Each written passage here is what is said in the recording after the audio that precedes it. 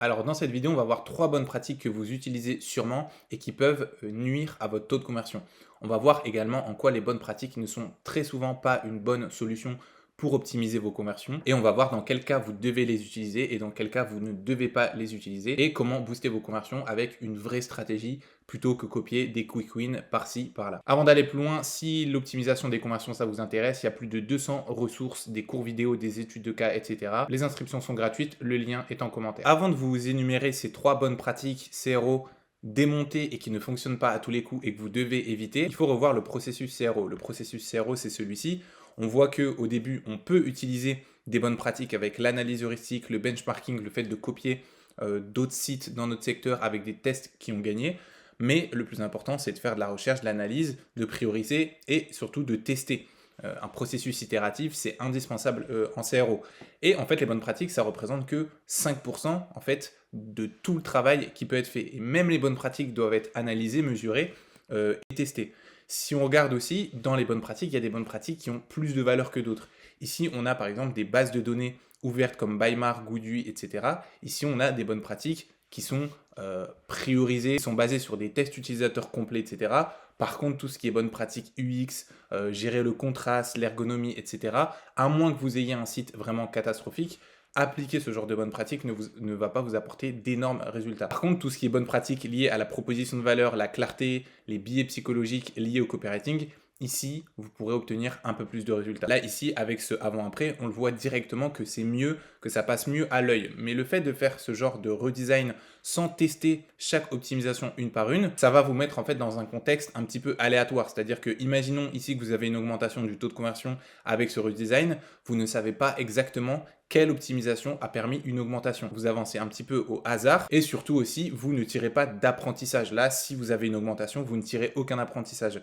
Vous ne pouvez pas dire que c'est grâce au nouveau titre, vous ne pouvez pas dire que c'est grâce à la preuve sociale, que c'est grâce à la liste à puces, etc. Donc, ce qu'on appelle des bonnes pratiques, c'est tout simplement des quick wins, des choses qui paraissent un petit peu à tous comme évidentes à appliquer. Par exemple, ajouter de la preuve sociale, faire en sorte que la page soit plus minimaliste, mettre des éléments de crédibilité ici, afficher la livraison gratuite, etc. Et justement, on va commencer par une bonne pratique très très courante, le fait d'afficher la preuve sociale, que ce soit sur vos pages produits, sur les landing pages.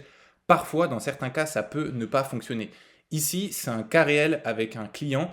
On avait une liste de produits avec ici la note étoilée. Alors, c'est un template fictif pour pas afficher les clients, mais sur la liste produit, on avait des étoiles. On mettait la note de chaque produit et sur l'autre version, on enlevait ces étoiles-là. La version qui a le mieux fonctionné, c'était sans les étoiles. Pourquoi? En fait, on a testé cette variante sans avis client avec une hypothèse simple. La première hypothèse, c'était que ça ajoutait de l'espace vide, donc on avait un meilleur focus sur les produits en question. Aussi, il y avait un lien qui permettait d'accéder aux avis clients. Donc ça, forcément, ça crée une distraction à un lien externe qui faisait que les utilisateurs pouvaient partir de la liste produit. Et on avait en tête aussi que la charge cognitive diminuait quand on supprimait les notes étoilées, ce qui fait que les utilisateurs prenaient un peu plus leur temps pour comparer les différents produits. Et avec ce test AB, on a observé qu'il y avait un meilleur taux de clic sur les produits et un meilleur taux de conversion dans sa globalité. Donc là, c'est pas une bonne pratique à appliquer, c'est-à-dire que dans certains cas, les listes produits, c'est intéressant de mettre la note étoilée, mais tout ça pour vous dire que la preuve sociale, c'est pas un hack magique à ajouter partout sur votre page. Ce cas en est un très bon exemple. Deuxième bonne pratique, les grandes images ne fonctionnent pas à tous les coups. Sur les pages produits, il y a beaucoup de sites qui mettent des images vraiment en grand pour améliorer la valeur perçue, pour rendre leur marque un peu plus premium, moderne, etc. On retrouve ça sur des marques de luxe très souvent avec des images en plein pot. Uniqlo a fait ça récemment. Mais est-ce qu'on peut dire que c'est une bonne pratique? Pas forcément. Il y a une étude qui a montré que pour les produits vraiment centrés sur le design comme des vêtements premium, etc., il y a une étude qui a montré que les utilisateurs voyaient ce produit comme étant de meilleure qualité quand l'image était petite et qu'il y avait beaucoup d'espace vide autour. Et par contre, pour des produits un petit peu centrés sur les fonctionnalités, etc., comme par exemple, je sais pas, un disque dur, le produit paraissait de meilleure qualité quand l'image était vraiment très grande et zoomée sur le produit. Donc l'espace vide, ça a un impact vraiment qu'il ne faut pas sous-estimer. Donc sur vos pages produits, veillez bien à mettre en valeur votre produit, ne pas mettre au-dessus de la ligne de flottaison toutes vos informations, toutes les descriptions, etc. Parfois, c'est très bien aussi de mettre votre produit avec beaucoup d'espace vide autour pour augmenter sa valeur perçue. Après cette étude, ça n'apporte pas en fait une bonne pratique gravée dans le marbre qu'il faut respecter à tous les coups, mais ça vous donne en fait un bon insight pour alimenter vos hypothèses de test. Aussi, il y a une bonne pratique que vous avez sûrement déjà entendue plein de fois, c'est le fait de présenter les bénéfices avant de présenter les fonctionnalités techniques. Vous avez déjà sûrement vu ce visuel. En fait, ce visuel explique que vous ne devez pas vendre votre produit avec ses fonctionnalités, mais plutôt vendre la solution qu'apporte le produit et la situation attendue en utilisant ce produit. Par exemple, si vous vendez un SaaS, le but du SaaS, c'est d'atteindre une solution, d'atteindre un but, et ça n'est pas en fait d'utiliser les fonctionnalités différentes de ce SaaS. Par exemple, si vous vendez encore une fois un disque dur, ça ne sert à rien de mettre en avant le fait qu'avec ces disques durs, votre vie va être bien meilleure, etc. Ça n'a aucun sens.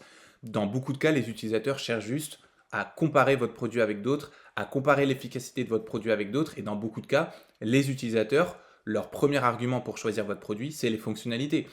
Il y a beaucoup de SaaS comme ça, par exemple, je ne sais pas, un outil de prospection, l'utilisateur va se dire, ok, quel est le meilleur outil de prospection avec le plus d'automatisation, par exemple, et l'utilisateur ne va pas forcément être convaincu par le fait de, ok, trouver des nouveaux clients, etc. Il faut mettre en avant la solution qu'apporte le produit, mais il ne faut pas sous-estimer le fait de expliquer les fonctionnalités en détail, etc.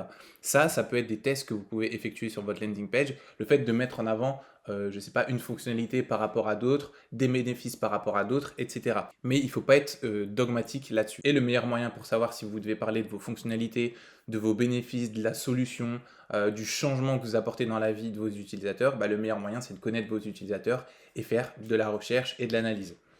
Il y a une infographie que j'aime bien qui vient de conversion.com qui ont partagé en fait les résultats de leurs tests par rapport à la source et par rapport aux insights récoltés. Ici, vous voyez que les tests les plus convaincants, les tests qui fonctionnent mieux, c'est des tests qui se basent sur de la recherche, sur de l'analyse, sur de la psychologie, etc. Et les tests qui fonctionnent le moins bien, c'est des tests qui se basent sur les bonnes pratiques. Voilà pourquoi je vous dis que les bonnes pratiques, ça n'est pas quelque chose de très très efficace. Le mieux, c'est de générer vos propres solutions avec un vrai processus CRO derrière. Si vous passez votre temps à mener des tests sur votre site qui sont basés uniquement sur les bonnes pratiques et sur des avis d'experts, vous n'allez pas avoir des résultats très rapides. Le mieux, c'est de baser vos intégrations, vos optimisations sur de l'A/B test, sur de la méta-analyse, en utilisant des hypothèses comportementales, etc. Si ça vous intéresse d'aller plus loin, vous avez ma formation. Utilisez un minimum de data, utilisez un minimum de recherche, et au pire des cas, utilisez des bonnes pratiques qui ont de la valeur. Servez-vous des bases de données ouvertes comme Bymar ou GoodUI. Vous verrez qu'elles auront bien plus de poids. Et si vous voulez plus de bonnes pratiques, des cours vidéo, des études de cas, etc., n'oubliez pas que vous avez mes 200 ressources CRO et UX en commentaire.